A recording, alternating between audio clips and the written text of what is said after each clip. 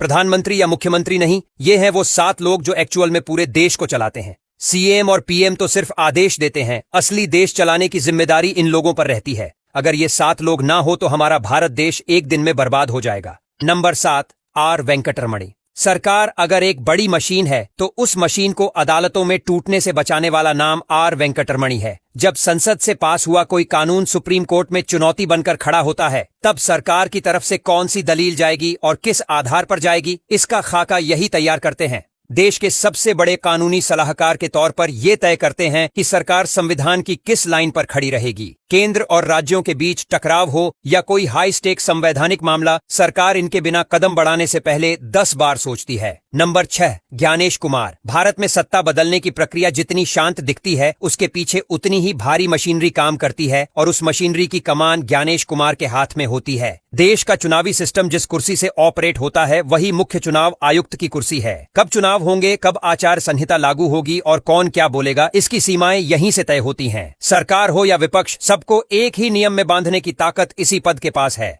Number 5, general Anil Chauhan. Bharat की सैन्य ताकत सिर्फ हथियारों से नहीं बल्कि तालमेल से बनती है और वही तालमेल जनरल अनिल चौहान संभालते हैं। तीनों सेनाओं के ऊपर बैठकर उन्हें एक ही रणनीति में पिरोना, यही चीफ ऑफ डिफेंस स्टाफ की असली जिम्मेदारी है। सीमा पर तनाव हो, भविष्य की युद्ध तैयारी हो या सैन्य संसाधनों की प्राथमिकता, सरकार को मिलने वाली सबसे अहम मिलिट्री सलाह यहीं से निकलती है। पहले जहां तीनों सेनाएं अलग अलग सोचती थीं, अब एक साझा दिशा बनती है। अगर ये कोऑर्डिनेशन टूट जाए तो ताकत होते हुए भी सिस्टम कमजोर पड़ सकता है। नंबर 4, संजय मल्होत्रा। जब महंगाई बढ़ती है या लोन महंगे हो जाते हैं, तब लोग सीधे सरकार को देखते हैं, लेकिन असली फैसले संजय मल्होत्रा की टेबल पर लिए जाते हैं। देश की मौद्रिक नीति जिस इंसान के सिग्नेचर से चलती है, वही रिजर्व बैंक का गवर्नर होता है। ब्याज दरें, बैंकिंग सिस्टम की सेहत, डिजिटल पेमेंट की सुरक्षा, सब कुछ इसी ऑफिस से कंट्रोल होता है। सरकार बजट ला सकती है, लेकिन पैसे की सप्लाई और उसकी कीमत तय करना आरबीआई का काम है। नंबर 3, अजीत डोभाल। देश की सबसे संवेदनशील जानकारियां जिन तक सबसे पहले पहुंचती हैं, वो अजीत डोभाल हैं। प्रधानमंत्री के राष्ट्रीय सुरक्षा सलाहकार के रूप में ये वो इंसान हैं जिनके पास इंटेलिजेंस एजेंसियों की सबसे कच्ची और सबसे अहम जानकारी आती है।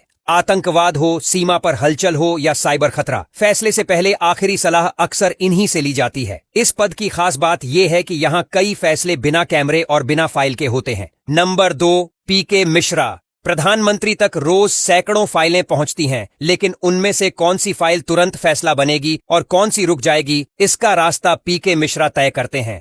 प्रधानमंत्री के प्रधान सचिव के तौर पर ये पीएम और पूरे प्रशासन के बीच सबसे अहम कड़ी होते हैं। मंत्रालयों के बीच तालमेल, आपात स्थिति में त्वरित फैसले और बड़े प्रोजेक्ट्स की मॉनिटरिंग, सब कुछ इसी ऑफिस से गुजरती है। प्रधानमंत्री को जो जानकारी मिलती है वो यहीं से छन कर जाती है। Number 1, TV Somanathan.